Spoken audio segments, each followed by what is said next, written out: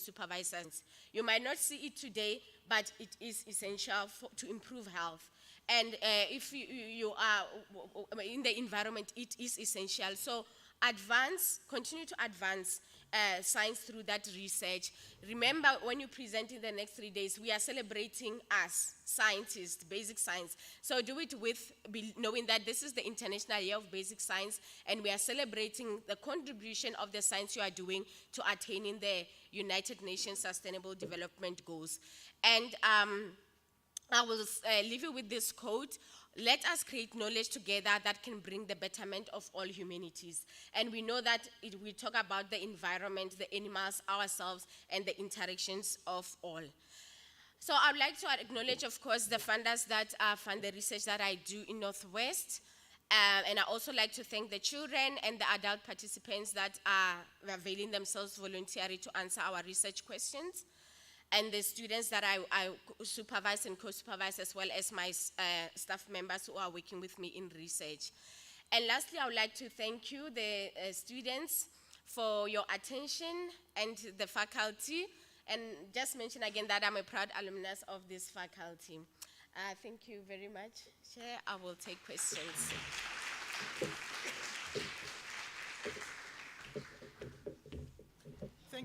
Thank you so much, Prof, and thank you for the knowledge you shared, the power of combining the omics. So that's one thing that I've learned in terms of trying to solve complex problems. So let's see, we will have the mic floating around, then we will open this for some questions, and we can start with that. Let's see the hands.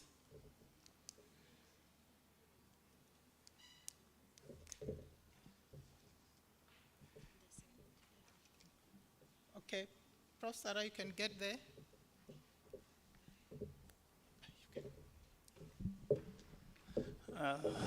Thank you for a nice presentation, and thank you for enlightening us in a number of issues about the cardiovascular diseases.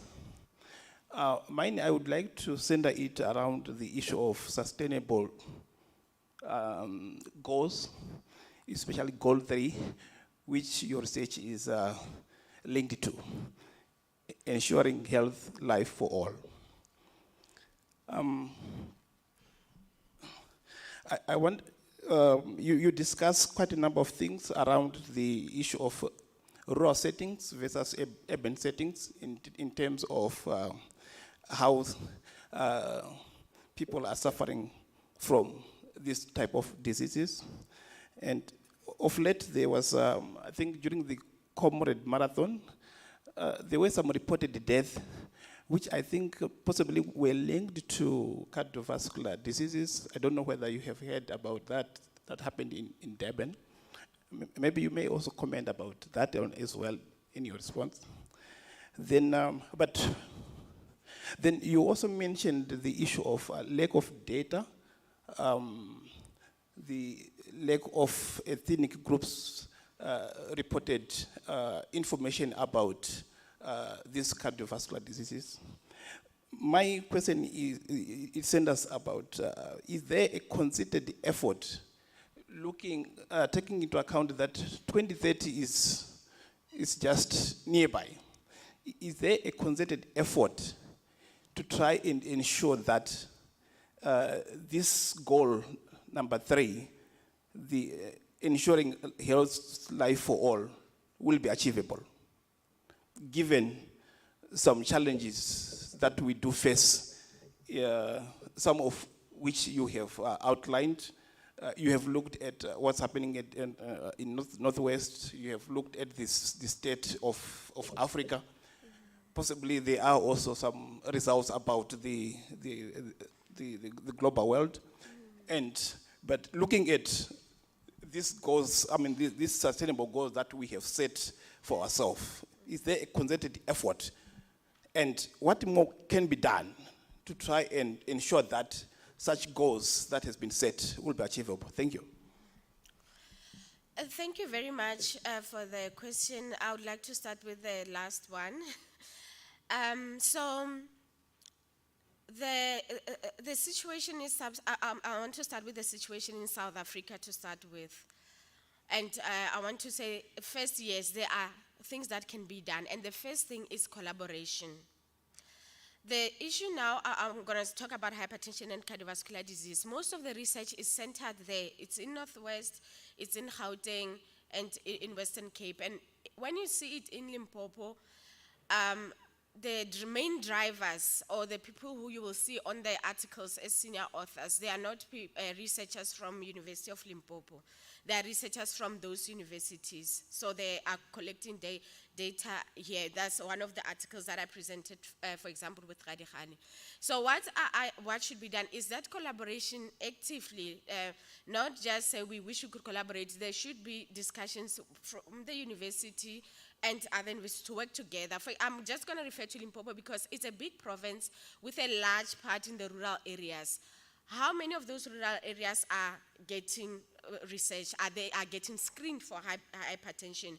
So I want to say yes, there's something that can be done. And the first thing is the collaboration and research on hypertension, cardiovascular disease, or non-communicable diseases that is led by the university that's in the province, living with the people and being able to guide the community engagement and facilitate the process of getting that data and looking after it. So collaboration is the first one. And then but I don't think we'll meet the 2030 goal because now there was a consensus statement from Sub-Saharan Africa. I was not part of it. That was presented at the European Society of Hypertension conference, I think 2 months ago. It will be published later in that European journal. So the researchers there are coming with a statement to say they are presenting how the unique situation with regards to hypertension in Sub-Saharan Africa. They are going to take into consideration ethnicity, the rural areas, poverty, infectious diseases. And then now, it's a consensus statement. My question that I had when they presented that is that what happens after the consensus statement? Is there research that is going to be carried out with different countries and universities? And it's just something that they are looking into it. So that's why I'm saying we won't reach 2030 because it's only now starting and it's like 7 years left. So that's what I can talk about, that there are things going on that I hope that kind of information will reach all the relevant stakeholders to get involved and really work together. Then tell me if I miss another question that you had. So the one in Durban, what happened with the marathon, I had a conversation with someone who's into physical activity about it. So what happens when the organs shut down? I want to talk about the kidney. The kidney plays a huge role in regulating blood pressure and electrolytes. That's the potassium, the sodium. So I don't know the report of that individual, but based on the training, how you train and the length of the marathon, level of hydration, level of electrolytes, I suspect the kidneys are involved because then the whole regulation, the balance to keep the blood pressure normal during that time and keep the person hydrated, the heart beating, something should have happened there to result in the shutdown of the organs. Because when the kidneys now are not working properly, the heart will be affected, the brain and everything. So I suspect is hydration, electrolytes related, and something that I want to people train, they prepare their bodies, but sometimes you can get surprised by your own body, even if you prepare it or you hydrate it, because you don't know. That's why we have omics. You don't know what's happening at cellular level and if you can control or not. So that's the sad things that we have to experience. And I can just say I've also noticed it with soccer players, sometimes from Africa playing in Europe. They collapse during the game, and that's it. So those are valid questions. Thank you for that.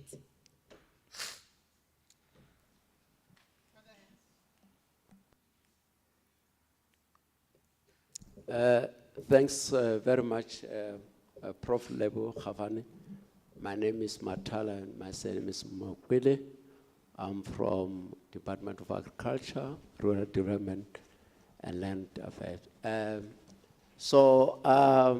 very much, very much interested in what we have been presented. It's very much insightful. Just to make that comment. I realize currently that as we are moving into a very developed country as Africa, there are a lot of food that you go to supermarkets and young people today are eating processed food which is highly in sodium, highly in salts. And then I would like to hear from you, or now, because now they are even emphasizing the issue of industrialization, highly processed food, and then in your view, what needs to be done? I think this is one of the issues that really causing more problems. As you see, even at the schools, if you look at this, young children that are taking food to school, it's more of processed food, like the pizzas and the likes. Those are really a problem. So to me, I want to hear, I think it's one of the greatest problems that we are facing currently. And then thanks for the first, questions in terms of collaboration. I want to check with you as universities, how is your collaboration with your agriculture departments, because that is where food are produced, and are you having some collaboration with that? And then, I think let me stop here for now. Thanks very much. Thank you very much, Ntate Mokwele, for that question. So, the industrialization is a big problem. I almost want to say it's the source of the evil that we see with cardiovascular disease. I actually work on sodium. It's one of the things that I'm looking at, and it increases hypertension. And as Africans, we are more likely to have salt-sensitive blood pressure as compared to Europeans. So sodium is one of the contributing factors to hypertension in Africans. And the lack of vegetables, we eat a lot of processed foods, so we don't get enough potassium. That's in vegetables and fruits. And we need that potassium to keep the blood pressure normal. So you are 100% right, that's a big problem. And in terms of collaboration in my university, we collaborate mostly with the nutrition department. We haven't yet collaborated with agriculture. We are working with the nutrition staff members with regards to sodium and other processed foods. So the issue here, the reason it's a problem is also political will and monitoring of, for example, I'm going to take the sodium legislation. How many of you know about the salt legislation that it should be a certain amount per day? And where you go to the restaurants or you buy food or the children buy food at school, how is it monitored that they are really putting them one that is required or more? So the way the policies are there, but implementation is a problem. Mostly because people who implement, I'll come as a researcher and say, I'm doing this implementation research, eat less sodium, and I go back to my office and do my research. We need people to work with communities because they are the ones that must adopt these policies. I'm just giving the one with sodium as an example, but we can also see it with tobacco, even with alcohol. We know that children younger than 18 must not, alcohol must be sold to people over 18. But we also know that people younger than 18, they consume alcohol every weekend. Who's monitoring, who's implementing that policy? So that's the issue. The rules, the initiatives are there, but there's a gap between those policies or the initiatives and the people that must actually make use of. And I think, again, researchers or scientists have a huge role to play there. That gap, we cannot expect the communities to come to us. We must go to them and work together with them to find solutions to the problems. I think that way it might be better it might help to mitigate the challenges that we see with cardiovascular diseases or other diseases brought about by industrialization. Okay, thank you. We're gonna just take one last, a short one. Thank you very much, Prof, for an eye-opening presentation. Just out of interest, you mentioned that genetics also plays a role in a person being predisposed to having cardiovascular diseases.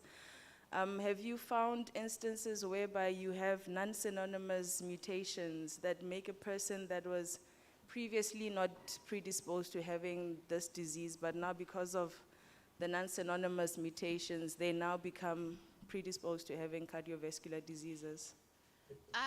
The non-synonym, that's a very technical term. What do you mean? Okay, so genetically, from the transcriptomic level, Yes. but now getting to translation to protein, Oh, whereby now because of that mutation, a protein that could have initially been the result of a certain transcript becomes a different one that makes the person now at risk of getting the disease. yes, that happens. So the theory of salt sensitivity, where sodium makes us to, when we eat a lot as Africans, we are most likely to be hypertensive than someone from Europe, is the fact that they say when, it's a theory, that's how science is. They say when we migrated from the Congo basin and came to the south, there was mutations in some genes that relate to how sodium is handled by the kidneys. So the sodium that we eat, most of it is handled by our kidneys. So the mutations in the ion channels in the kidneys, they say they are the ones that made us to now when we come here, there's abundance of food, there's industrialization, we become sensitive to salt. So that it has also been confirmed in African Americans who during the transatlantic slave trade, when they were taken to America to work in the plantations, there were mutations, and then that made them, even if now, even during COVID, that group, they are very vulnerable to cardiovascular diseases because of those mutations. So it's there.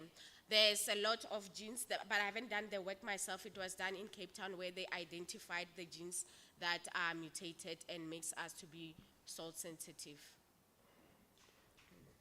Thank you so much. Can we give her a round of applause?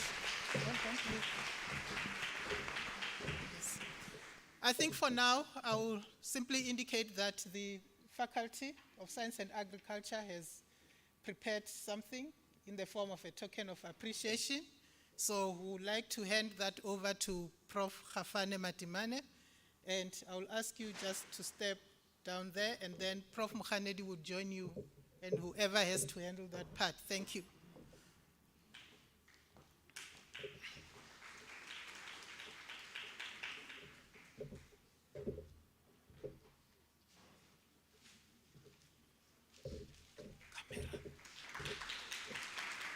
Camera.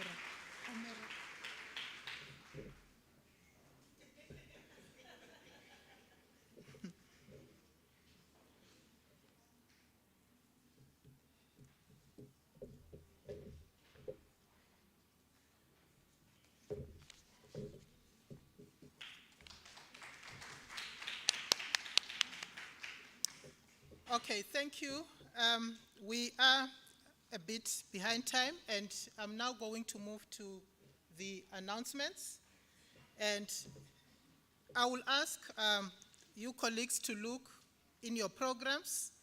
And the first announcement that I would like to make is that the venue names have to be changed like this. So please take note, the different schools. This hall that we are in now, it's called Ivory.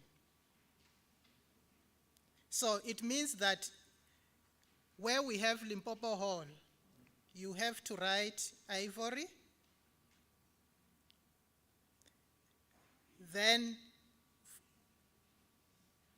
the hall that's allocated for SMLS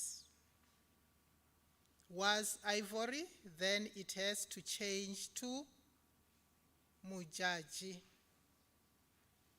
Where you have Ivory, please change it to Mujaji Hall. The third one is where we say Hall 3. And the name for that is Capricorn. Hall 3, you change it to Capricorn.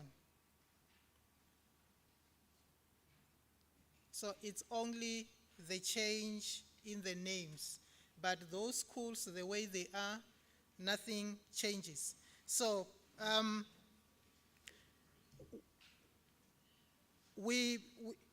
in taking note of those names, so as we proceed, just consider those names.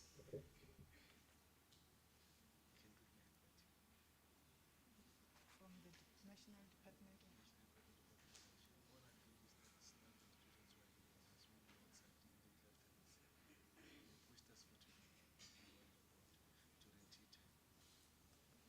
of Okay. Okay. Maybe let me acknowledge the colleagues from the National Department of Agriculture. They have just arrived. Thank you for coming. Okay, so the second announcement is on in the foyer, we've got the exhibition by the sponsors. So please, during breaks, visit those stalls so that you can see what they are actually offering us. And then the next announcement is that we may have people here who are not registered for the conference, but they are here. So please, as we leave here, make sure that you meet with Prof. Masuku, will be outside in the foyer. Please see him. It's very, very important.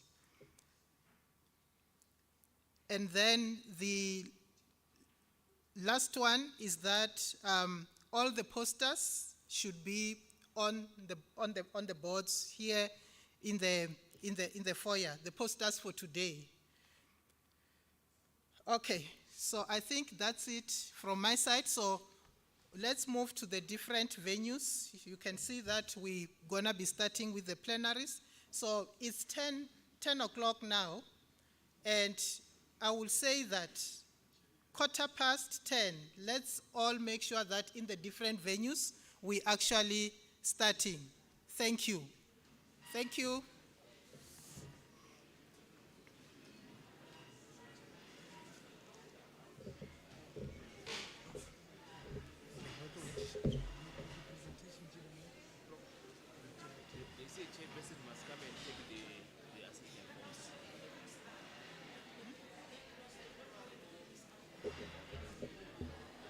Okay. So the venues, Ivory, not Mujaji, you leave this hall and then you proceed to the right. That's where the venue is, and also Capricorn. So you will be assisted there. Committee. Not adjudicators. Or committee members. Okay, committee members, please come to the fore. Committee members, come to the fore. Double check the presentation. Yeah, Because I need to know. or the ones. Yeah, I need to know the ones that are going to be this side, or how many should we load here, and then the ones still over there are doing the other side. How do they have their stuff structured? Okay. Actually, I don't know how it works, but the thing is, these people are in different halls. Okay. Like we discussed. But the one that we gave you, These is ones, sorted. yeah, it's for this hall. It's fine. Okay. Because Yeah. they will sort it out in the Okay. maybe laptops. All right. Yeah. Prof, are you the one starting here, or is Yeah, it's Prof. Signolo, but I will just be with try your best, right? with the time. It's Prof. Masuku is calling you guys. And people having tea now. It's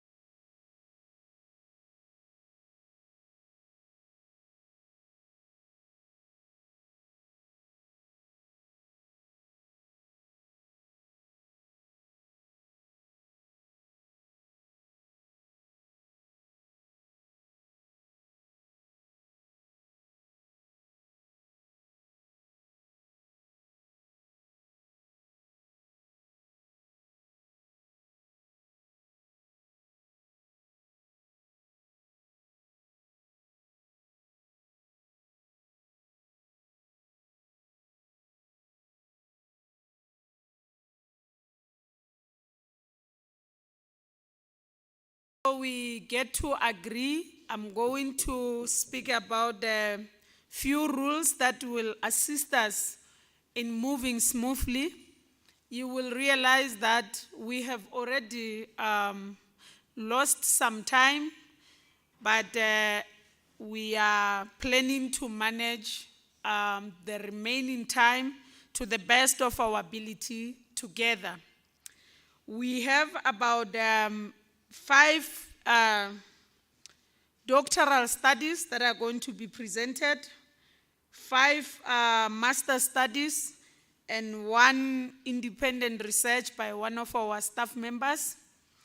And then we have 1 plenary session.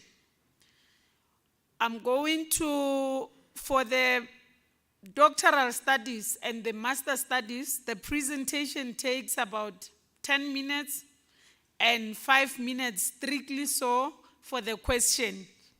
It's very important that we stick to time so that we can afford one another the opportunity to showcase all the beautiful researches that are here, so that we can hear all the good works that are done in science, the School of Agriculture and Environmental Science.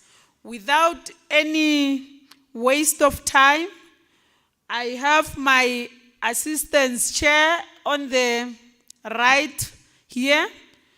When you are presenting, especially our doctoral student and master student, she will assist you, especially when you are left with 2 minutes. We see that the presentation is going. She will just raise a paper. Please pay attention to that as you speak. But obviously, if you manage time, there will be no need for that. Thank you so much. I believe our adjudicators are also ready. For now, we're going to start with the plenary talk, and that is going to be given by Professor Liesel Jezelman from the University of Free State. She's going to talk about the omics of molecular plant breeding. Welcome, Professor.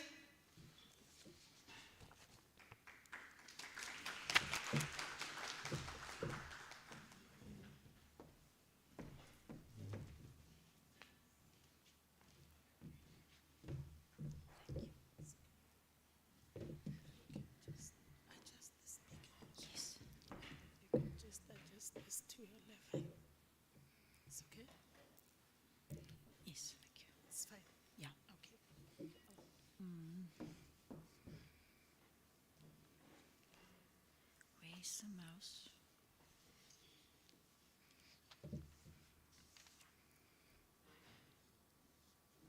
Sorry, I can't seem to, the mouse, I just want to click.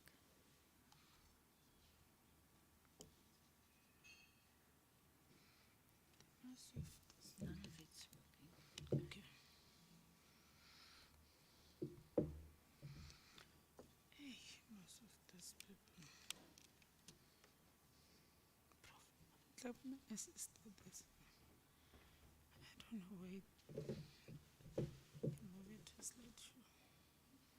Why is this mouse not working? It's working.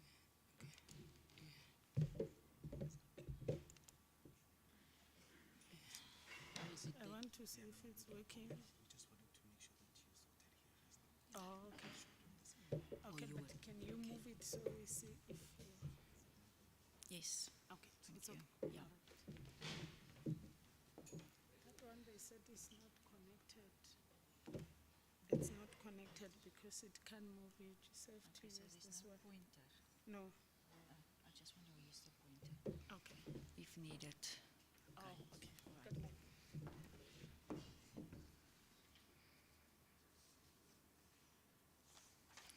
Good morning, everyone, and thank you for this opportunity to share my research work with you. And I'm also very privileged to be able to be here and to also hear what you have to say during the day. So as been said, my topic for today will be the omics of molecular plant breeding. And as we all know,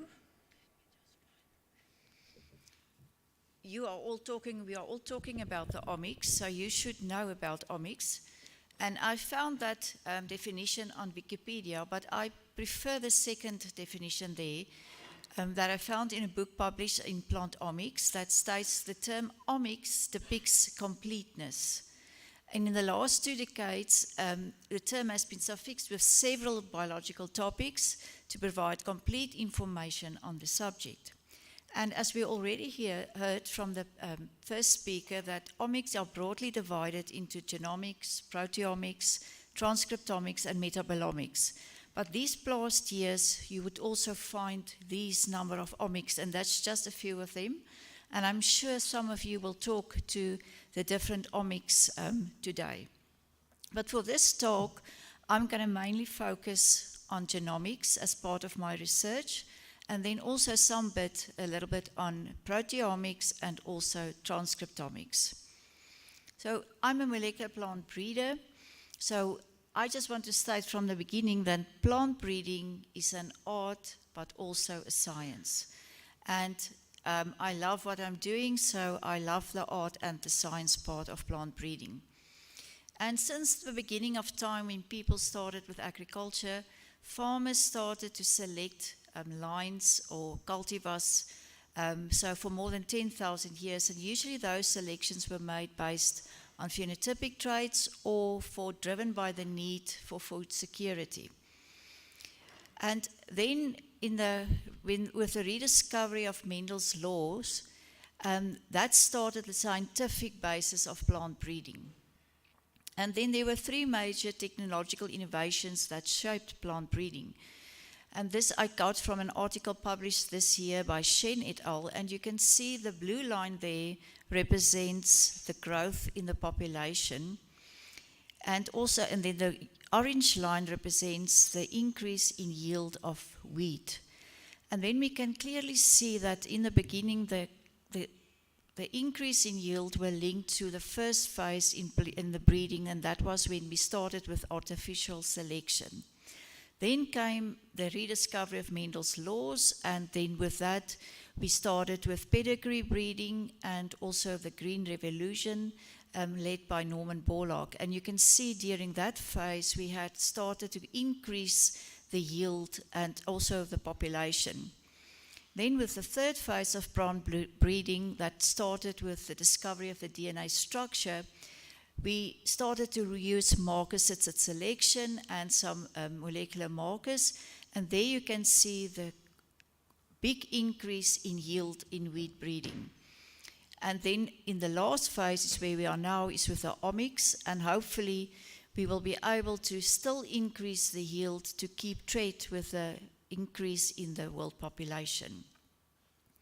So for my research, the omics, the genomics part, I'm mainly focusing on the use of known genes to improve genotypes, but also some work on novel genes from diverse sources and genome-wide association studies. But those last 2 I won't speak about today because of a limitation in time. Then the transcriptomics part is where we look at the expression of these genes that we transfer to make sure that we really see the gene. And then the last part, the proteomics, where we look at baking quality of wheat. So that brings me to the problem statement of my current research. So we all know the importance of wheat. It's one of the major sources of carbohydrates, but also we use that to make bread. Then, unfortunately, we do have a lot of diseases. So where the first speaker talked about human diseases, my talk will focus on some of the diseases we find on wheat.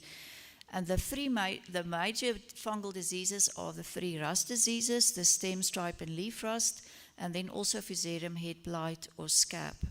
And unfortunately, these diseases are putting food security and the income of producers at risk. And with the increase in the world population, this is making it worse. So we at the University of the Free State started a pre-breeding program where we try to address these problems. So in our disease resistance breeding program, we mainly focus on genes that originate from wheat or closely related grass species. So we're not looking at GMO. So we're trying to use natural genes and crossing in our breeding program. But we're also trying to incorporate multiple defense mechanisms into the plant so to give them the best possible defense against the diseases. And we are focusing on genes that provide resistance against both at young stage and then genes that provide resistance at adult plant stage. So if we just quickly look at the wheat production in South Africa, we know that wheat is the second most important grain crop in South Africa, but that wheat production is declining mainly due to high input costs, low commodity prices, and also high risks due to diseases. And that's making South Africa a net importer of wheat. And as already mentioned, the important fungal diseases are the wheat rusts and then Fusarium head blight. If we look at rust resistance, in the last couple of years, we mainly looked at genes that's working on a gene for gene resistance, so providing good resistance, but just against single races and single genes. But we saw with the introduction of new stem rust races that that's not the best approach. So we are now focusing on shifting towards race non-specific resistance that only provides partial resistance but is more durable. And if we combine that with single gene resistance, we usually get very highly effective resistance in the plants. And we also, these genes have optimal expression only at the adult plant stage and not yet at seedling stage. Then the second disease I'm working on is Fusarium head blight. And the reason for that is that it's a very difficult disease to control because of no registered fungicides in South Africa, wide host strains, and the dependence of this disease on very unpredictable climatic conditions. So we are trying to develop resistant cultivars, and this approach is very promising, more cost effective, and will reduce the risk of epidemics. So the main aim of my research is to look at wheat and take wheat lines with a good yield. So we build on the foundation of yield, and on that we're trying to add the three rust resistance genes. It's stem, stripe, and leaf rust, but also Fusarium head blight, but keeping into account that we need to develop a line that's still acceptable for the millers and the bakers, with some still having good baking quality. So in our pre-breeding program, we focus on 2 leaf rust genes, one providing all-stage resistance, one more durable non-stage resistance. For the stem rust, we are focusing on 4 stem rust resistance genes, also at both stages, but also importantly, some genes that provide resistance against the newly emerging stem rust race that were seen in Uganda and Kenya in 2000. And then for the stripe rust, we're also focusing on 4 genes.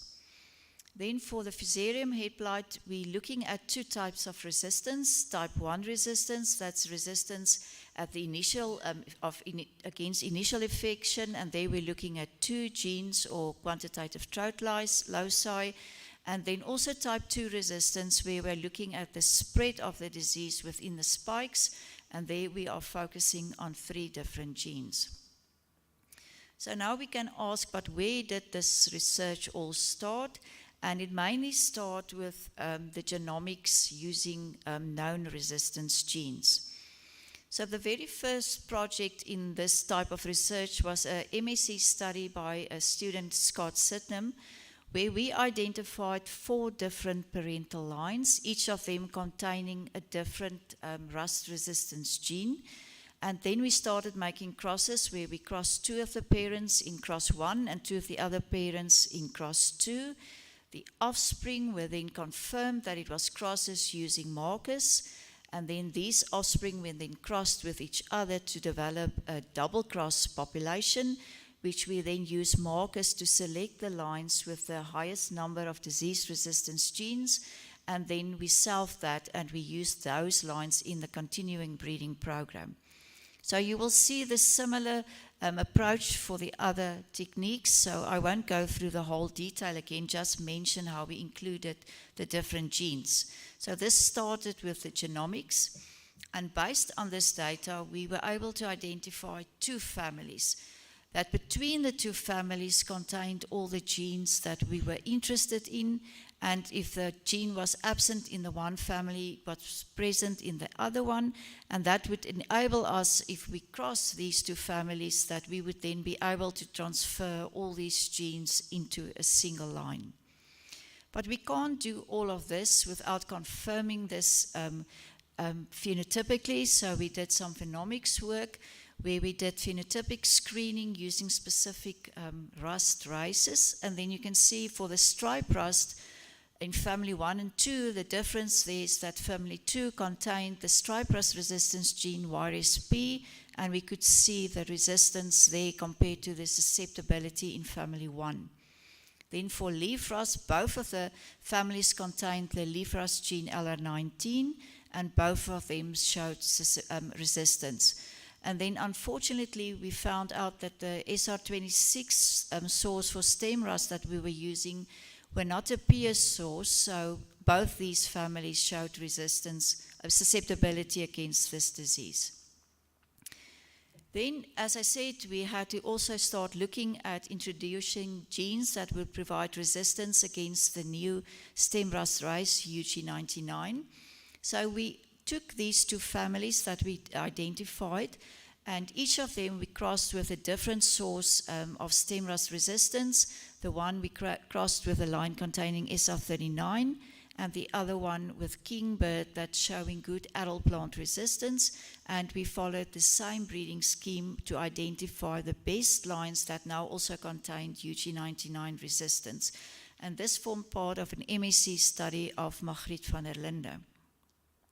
But we decide, why do we going to stop there? Why can't we also introduce Fusarium head blight resistance into these lines?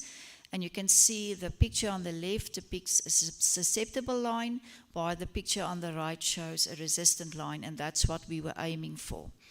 So once again, we used the family 1 and 2, and this time we crossed it with a line with type 2 resistance, the CM line, and the other family we crossed with type 1 resistance, donor frontana, and followed the same principle to identify now lines that contain both stem rust and Fusarium head blight resistance.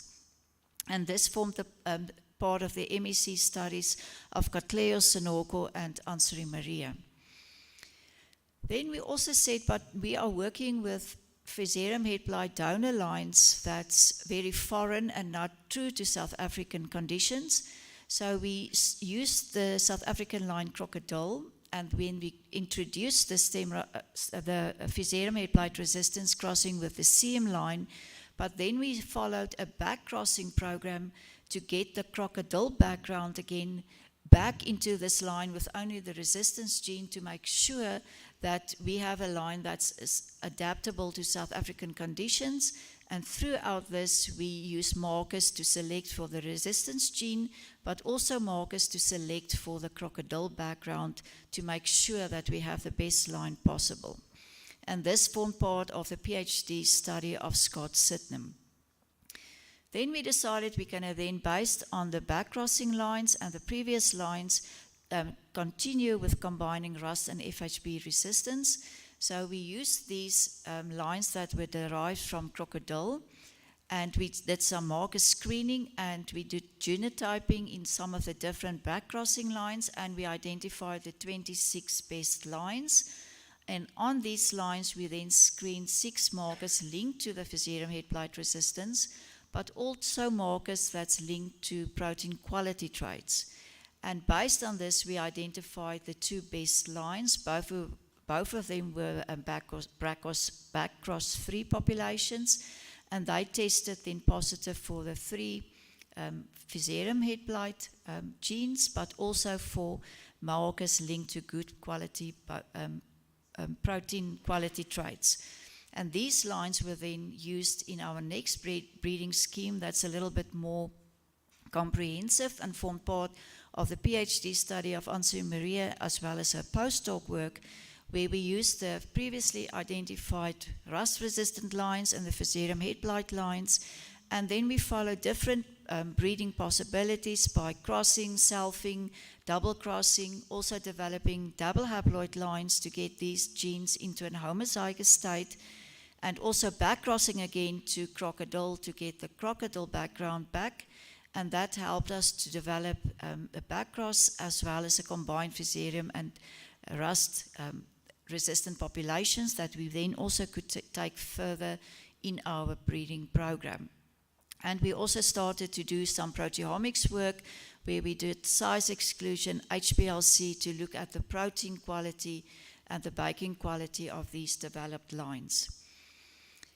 Then we also said that we want to see if we can further improve the FHB resistance, and that formed the part of the MSc study of Palesa Mareki, where we identified some of the lines developed in the PhD of Scott Sydenham, and we again crossed that and double crossed and back crossed to crocodile to develop lines with better Fusarium head blight resistance.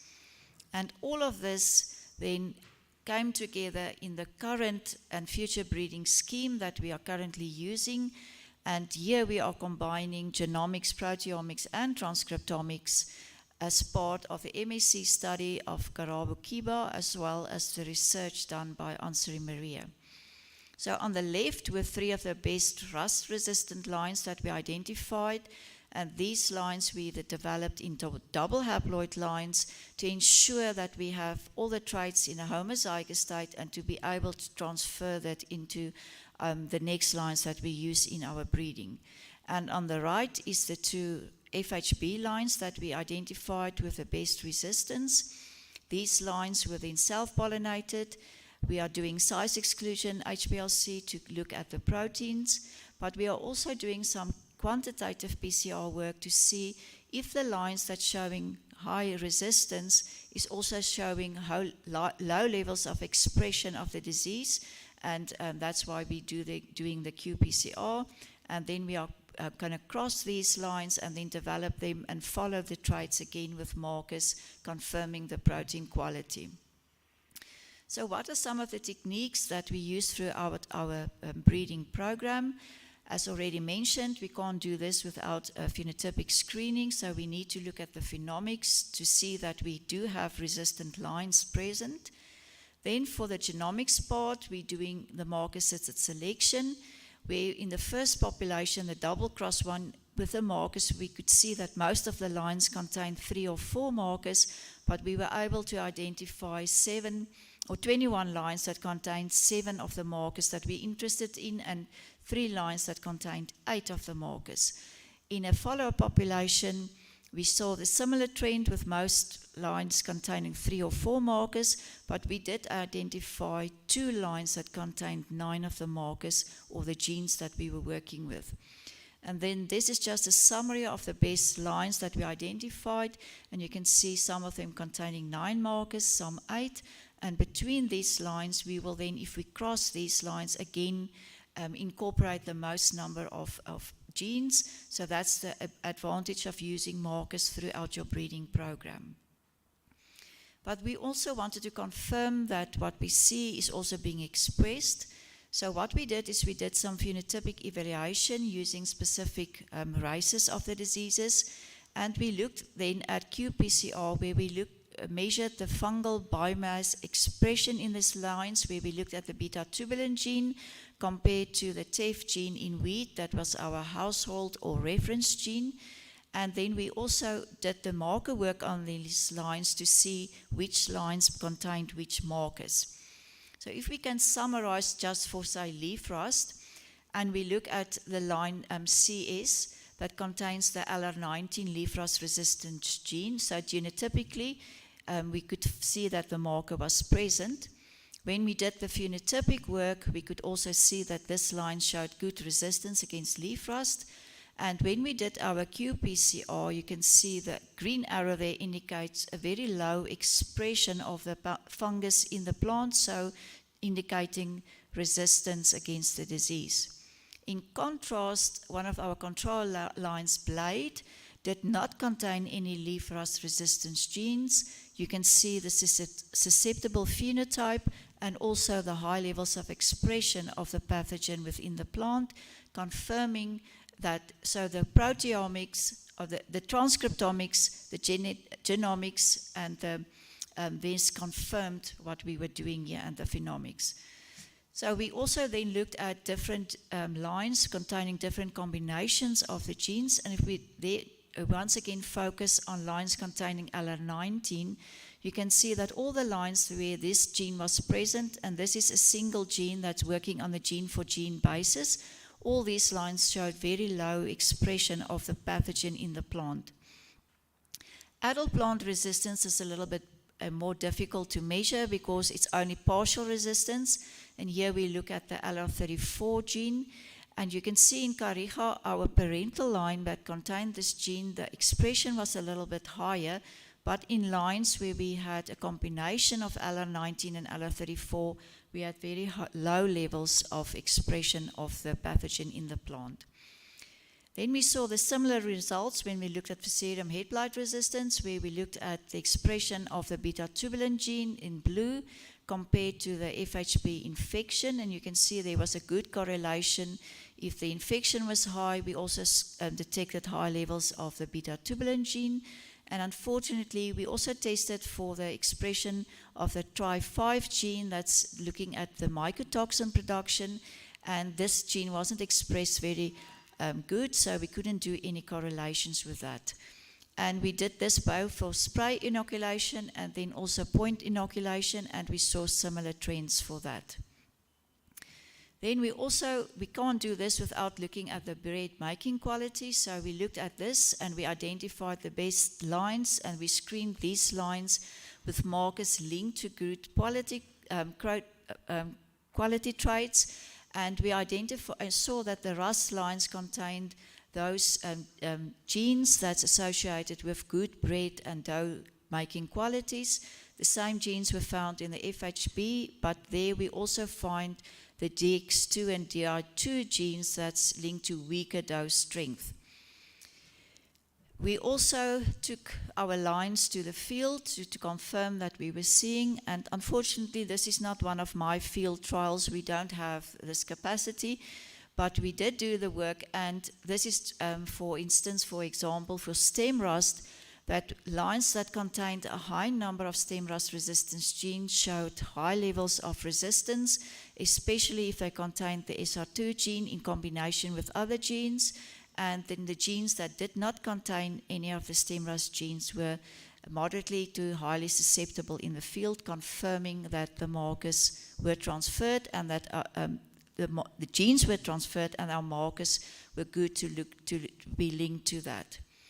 So to summarize, what we have achieved thus far is we were successful in developing pre-breeding lines with combined wheat, rust, and Fusarium head blight resistance.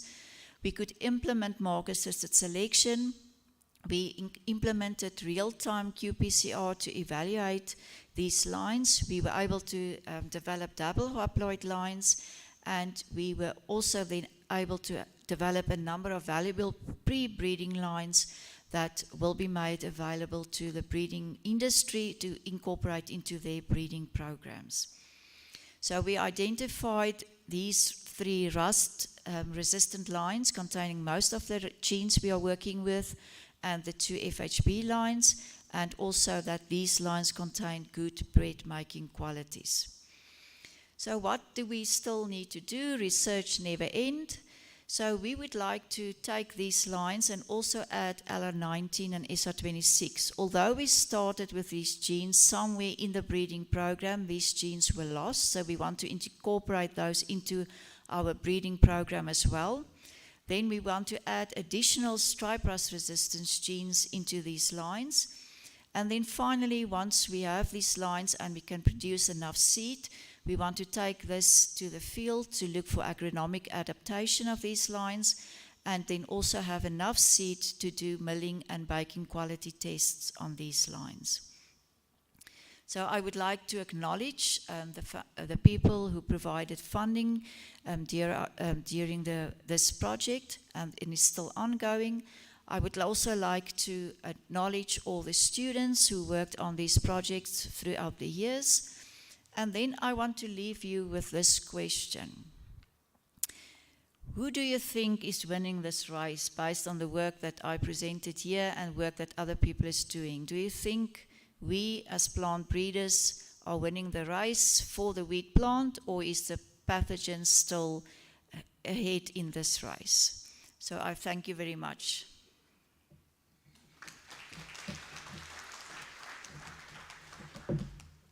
Thank you very much, Professor Hieselman, for yet another insightful talk on plant breeding. I'm going to allow the questions to Prof, and then she can answer while she's here. I take it that we have the mics on the floor to assist. Can we show by indication of hand those who have questions or comment regarding the talk of Prof. Lizal?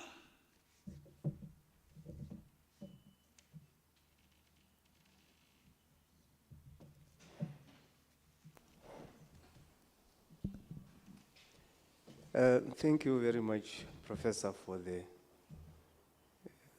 interesting talk. I was a bit worried when you indicated that we are the net, or South Africa is a net importer of wheat. Is it because of the input costs that you've indicated, or is it because of the pathogens that we are unable to deal with to be a net importer? As a country, we should really be self-sustainable in that regard. I know Ukraine is one of the highest exporters of wheat globally. Can we learn something from them in terms of us now having to depend on other countries to feed our nation? Thank you. Yes, unfortunately, the high input costs of wheat production is the main factor why the farmers or the producers do not want to plant wheat anymore. And that's causing us to be a net importer of wheat. Yes, the diseases do play a role, but it is under control at the moment with some of the fungicides that we can use, but also with a lot of resistant lines being made available. But the costs are really high. And unfortunately, now we import wheat with lower quality because our country has a very high level of what the wheat lines must reach to be able to go into bread making. But the imported wheat, unfortunately, are not scrutinized on the same way.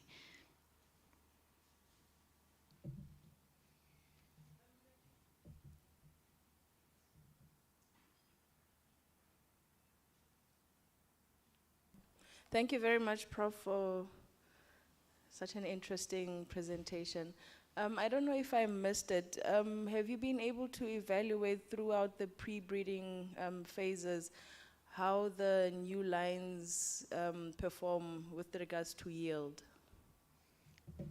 Unfortunately not, because as we are developing the lines, they were still segregating. And now with us being able to do the double haploid technique, we will be able to produce enough of these seed to take it to the field to look at the yield. Because unfortunately it is known that the more resistance genes you incorporate, then you get a reduction on yield. But we hope that the reduction will not be that much, that if we then have disease resistance, then the yield will anyway, because of that, also increase, so that it will balance it out. But yes, that's something that we urgently need to do the moment we have enough seed to take it to the field.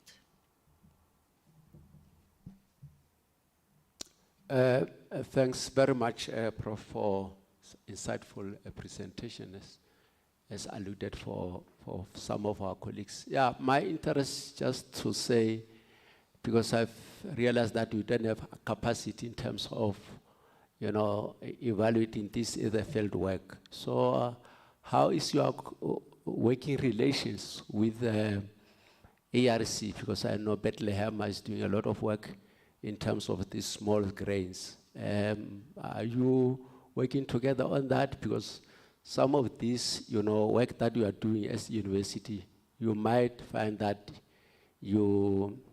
there might be some duplication instead of working together to ensure that we use resource, effectively and efficiently. Thanks very much. Thank you. Yes, we are working closely with the IRC in Bethlehem, especially when it comes to the baking quality tests, because they are really good at that. And we are also usually invited to their annual research day, where we look at their new projects and we make sure that there's no similarities. So we complement each other, and they work on other disease resistance genes like we do, other than we. Unfortunately, we also have some good collaborations with PANAR, and we use their breeding station in Greytown, where we do our rust evaluations, because we don't have that big field trials capacity, so we work with industry and with the ARC to assist.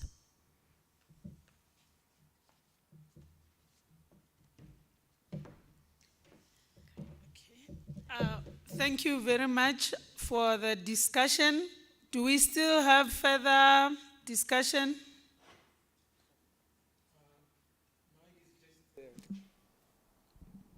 Okay, thank you, Prof, for your presentation. I mean, you are in that area, you were doing research and so on. But it's a bit disturbing, to be net exporter of wheat. How long are we going to stay net exporter of wheat?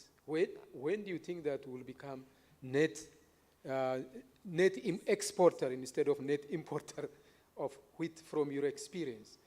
Is there any hope in the future that will produce enough wheat for the country and produce surplus and export it?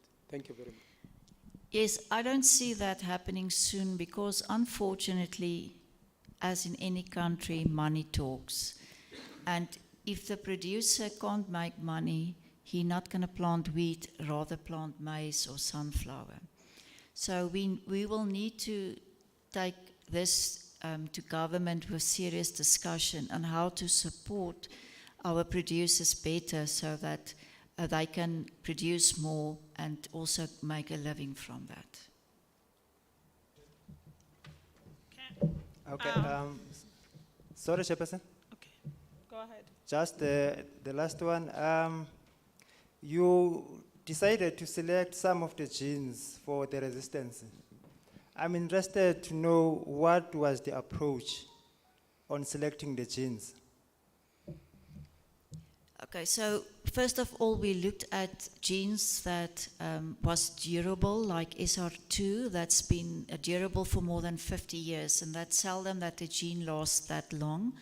And then for each of the different diseases, we looked at genes that's really giving good resistance, and specifically for races present in South Africa, because there's a yearly surveillance being done at the ARC, and we work together with them, and then we know which of the genes are giving good results against the current races. So we selected the genes based on that, and for Fusarium, we are using all the possible available genes that's providing resistance against Fusarium graminearum. That's the main culprit in South Africa for Fusarium head blight.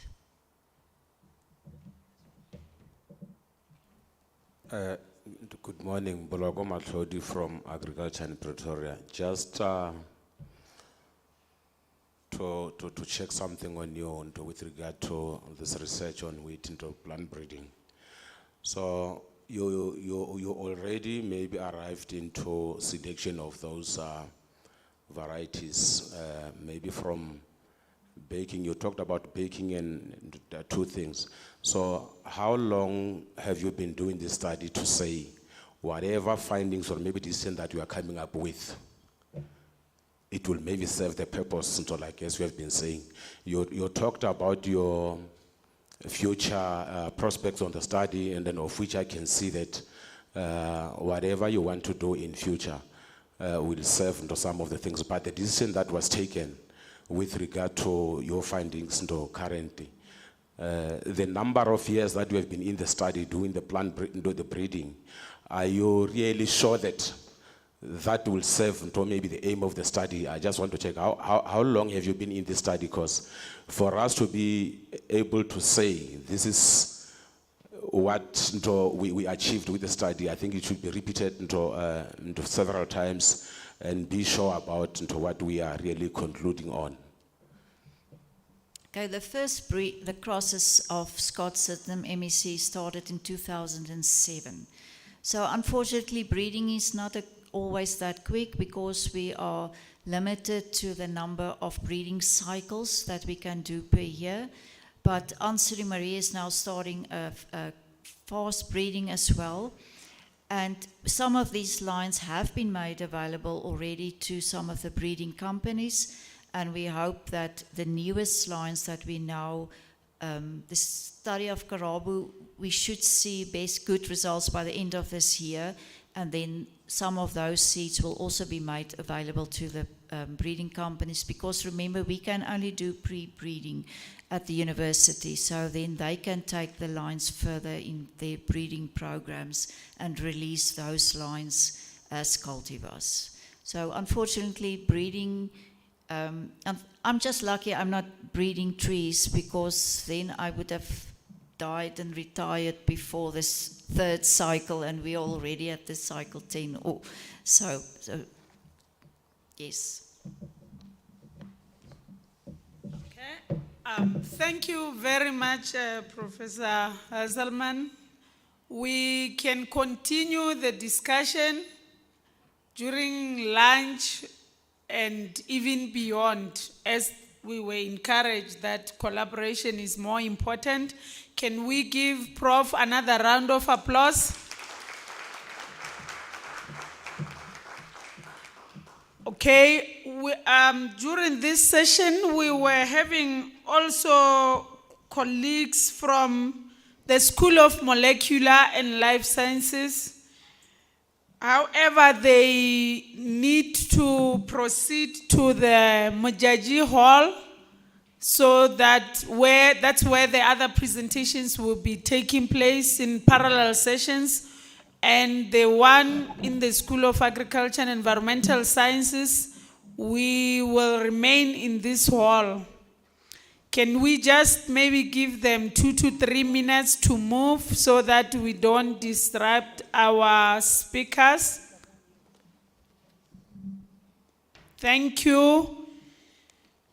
As they are making their way to Mujaji Hall, I want to also indicate that if you look at your program, the first speaker, Katuchelo Tlongwani, it's not in, so we're not going to have that presentation. We are going to start at number 2 with Kamogelo Tefo, so that our adjudicators can also note that. The first one, Katuchelo Tlongwani, is not going to be presented anymore. We start with Kamogelo Tefo, who is going to speak about the impact of post-harvest maturity stages on quality and physiochemical attributes in 5 accessions of Mimosops zeresont. That is a master's research. Kamogelo Tefo, proceed to the stage. The other thing that I want to also highlight is that we already had or grabbed something before we start the session, so we're not going to have any tea break in between. We shall just proceed with the presentation right through to lunch. So the presenters, after Kamrelo Tefu, please, Elizabeth Mghali, get ready. And I will call the other speakers after Kamrelo. Thank you so much. Over to you, Kamrelo.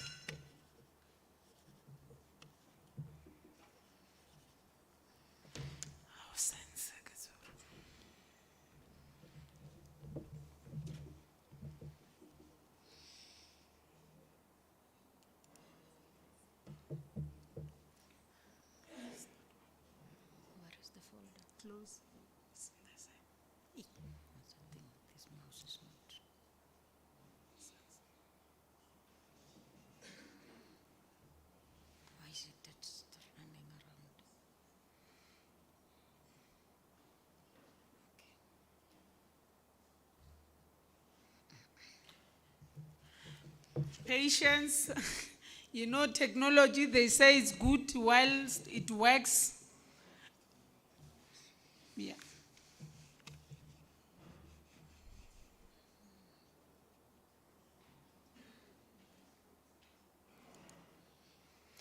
Is the student for this? Which one is yours? This one.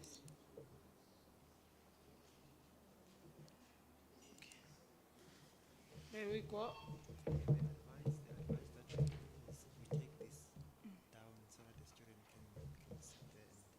Present. This. Oh, okay. That's what we did last year because we had challenges. They had to go down. Okay. Can you just announce it? They had to go down. If you Okay, we need a few minutes. We just want to assist the presenters to go a little bit down so that they're able to use the pointer and you can be able to see them.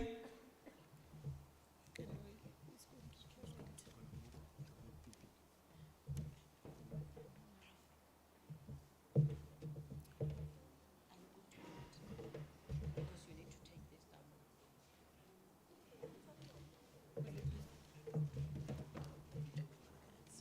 They said it's going to They can be take the down mic. if this thing moves down.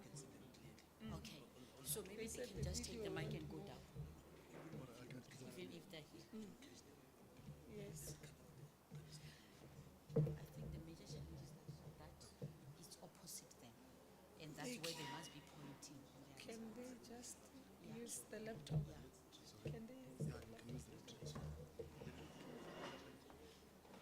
Because I can also move the slides from here. Yes. pointing that Just side. move them. Can they just use the laptop?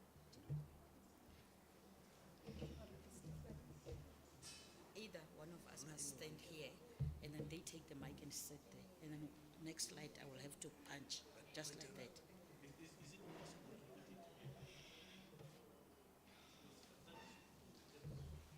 No, last year we put it at there.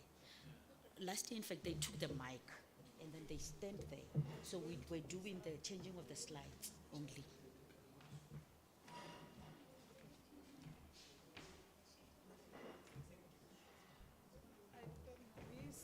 But can they present? Let them just present. Yeah. Use here.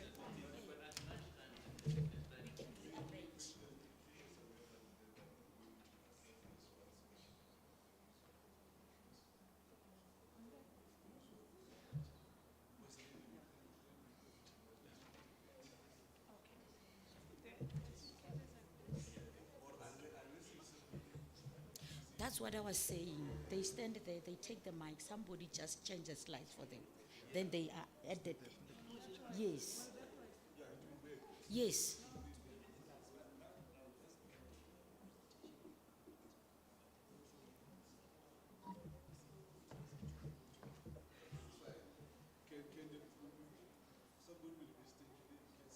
Next page, just like that. Yes. I can stand for now so that we can save time, yeah. Oh, the pointer, yeah, you can point yourself.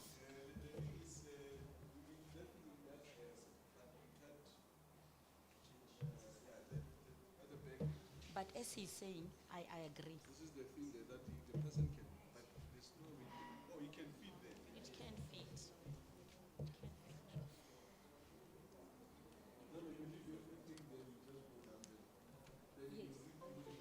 You can be able to change your slides. So you take the mic, you go down.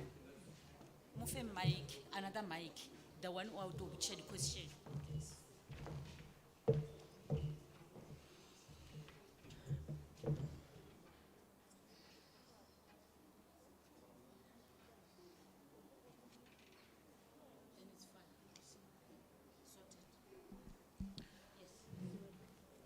Thank you so much. Sorry for a bit of delay. We were trying to find possible ways to work around this, and it seems like we've managed. Over to you, Kamogelo.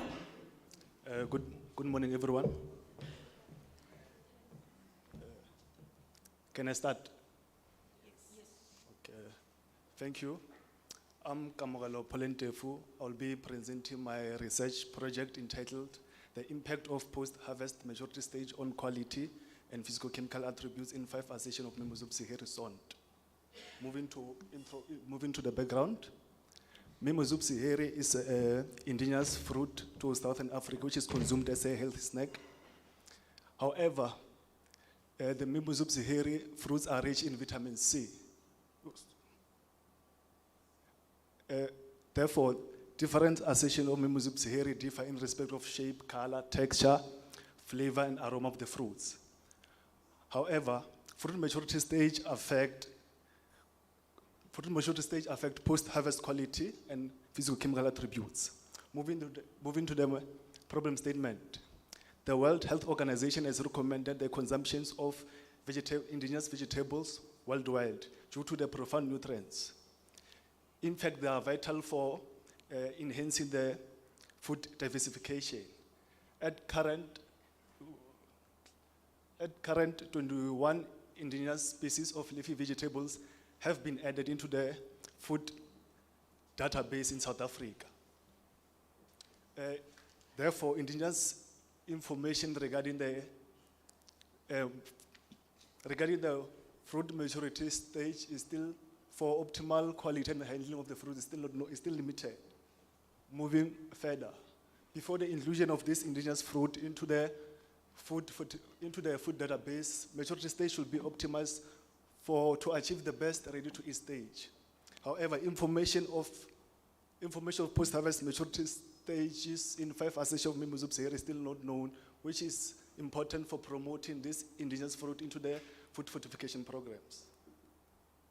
The rationale of the study: Mimosupsiheri is a well-known edible indigenous fruit which is found in Limpopo province. According to recent studies, emphasize that nearly 14 million individuals are food insecure and 1.5 children are malnourished. However, in order to eliminate the undernutrition by 2030, as the National Development Plan, the necessary steps must be implemented whereby we're going to promote whereby we're going to be promoting the intake of balanced diet. However, edible indigenous fruits such as Mimosupsiheri have the ability to provide the phytonutrients which are needed in the daily diets for nutrition and also enhance food security. The aim of the study is to evaluate the quality and physicochemical attributes changes in different food maturity stage in 5 associations of Mimosupsiheri. The objective of the study is to evaluate the different maturity stages on quality and physicochemical attributes in 5 associations of Mimosupsiheri. The hypothesis of the study was association variation and fruit maturity stage did not improve quality and physicochemical attributes. Materials and methods of the study. The study was conducted at Green Biotechnology Research Center of Excellence at the University of Limpopo in South Africa. However, the area consists of a Houghton soil type with an average rainfall of 500 millimeters. The fruits of Mimosum sihiri was harvested randomly at the trace of 5 accession, which are 6E, 3E, M7, HY, and 3L. However, 4 fruit maturity stages served as a treatment of the study. Randomized complete block design was used. At each accession and maturity stage, 20 fruits per replication was assessed for quality and physiochemical attributes. Data was collected on quality attributes such as fruit firmness was determined by means of penetrometer. Fruit weight was weighed using a precision scale. Color change was determined by CR400 chromometer. Physiochemical attributes such as total soluble solid was determined by a refractometer. Total soluble solid was determined by the method of titration.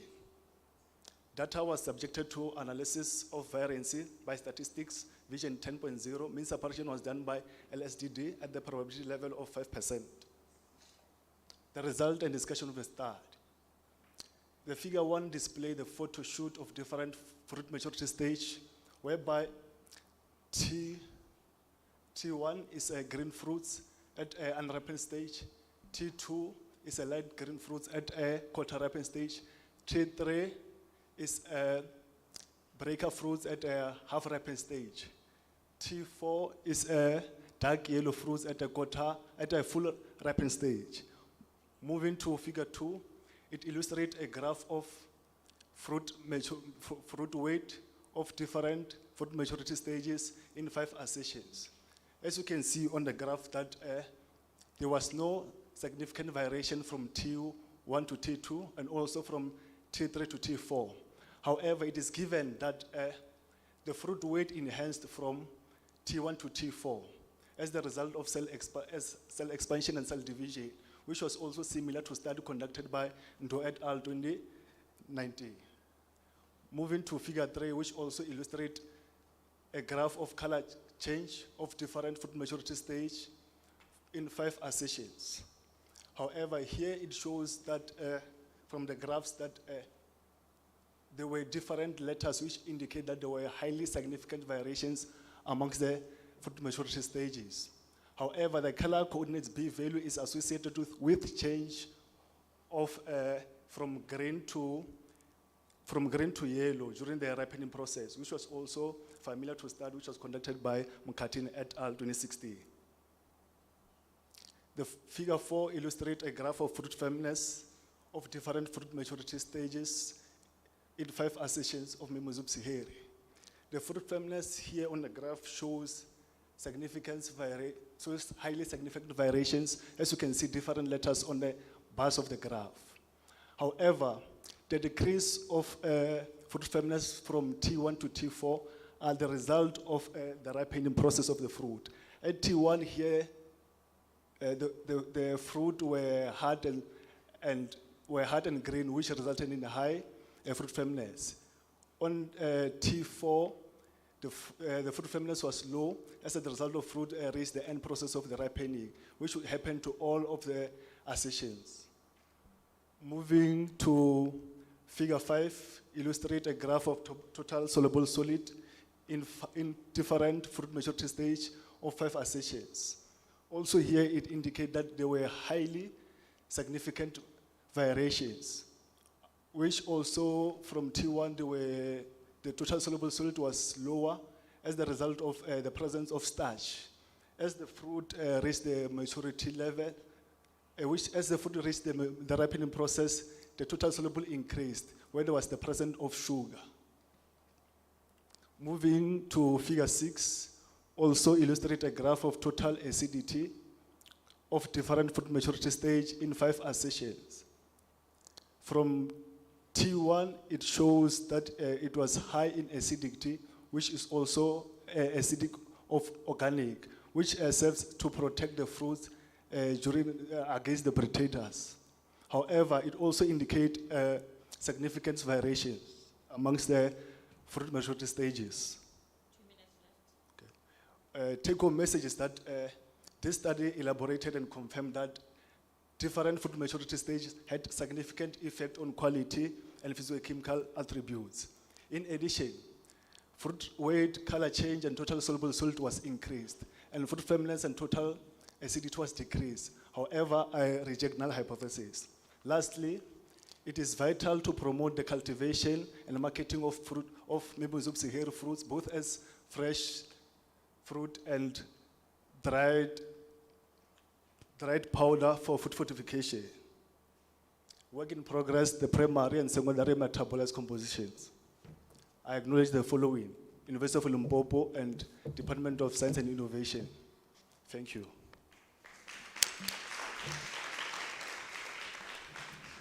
Thank you, Kamogelo Tefu, for the presentation. Can we have comments and questions for Kamogelo?